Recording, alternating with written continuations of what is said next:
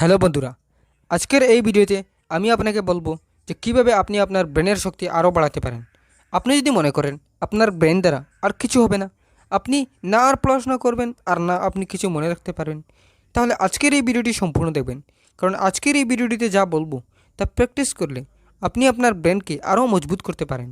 বন্ধুরা, আপনার ব্রেন একটি ছুরির মতো, একটি ছুরি যেভাবে কয়েকদিন ব্যবহার না করার ফলে ছুরিটিতে জং ধরে যায় এবং তা দ্বারা কোনো কাজ করা কঠিন হয়ে যায়, ঠিক তেমনি আপনার ব্রেন কয়েকদিন ইউজ না করলে তাতেও ঝং ধরে যায়, ফলে তা ফাংশন করে না। আপনি যদি আপনার ব্রেন ধারালো করতে চান তাহলে আপনি সেটাকে ইউজ করতে হবে। আপনি যত আপনার ব্রেনকে ইউজ করবেন আপনার ব্রেন তত স্পিড ফাংশন করবে। আর যদি আপনি আপনার ব্রেনকে ইউজ করা বাদ দিন তাহলে কয়েকদিন পর আপনার ব্রেন সেই ছুরির মতো হয়ে যাবে। এই ব্রেনকে আবার শক্তিশালী করার জন্য আরও বেশি কষ্ট ও পরিশ্রম করতে হবে। যত বেশি আপনার ব্রেনকে কাজ করা থেকে বিরত রাখবেন তত বেশি কঠিন হবে আপনার ব্রেনকে আরও শক্তিশালী করা।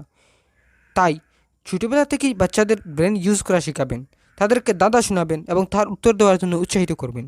আপনার ব্রেনকে কন্টিনিউ ফাংশন করাতে হবে।